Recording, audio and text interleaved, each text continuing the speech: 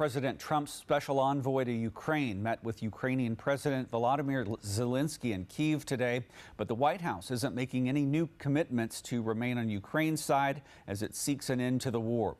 National correspondent Atrel Nashar reports from Washington. A fraught moment for the U.S.-Ukraine alliance. President Trump is obviously very frustrated right now with President Zelensky that he hasn't been willing to take this opportunity that we have offered. National Security Advisor Mike Waltz referring to a pitch the Trump administration made to Ukraine's president. Give the U.S. 50% of his country's rare earth minerals in exchange for continued U.S. support. At the very moment that you're being undermined by your biggest ally by taking away negotiating points, you're going to be forced to sign a deal with no negotiation in terms of your mineral rights. Hours earlier, President Zelensky and President Trump's special envoy to Ukraine, Keith Kellogg, met in Kyiv. Zelensky thanked him and said his team is ready to work 24/7. Despite bipartisan backlash, President Trump doubling down on what he said in this social media post Wednesday. A dictator without elections, Zelensky better move fast or he's not going to have a country left. It left the Russians pleased. Dmitry Medvedev, former president and prime minister, still one of the most powerful men in Russia, replied,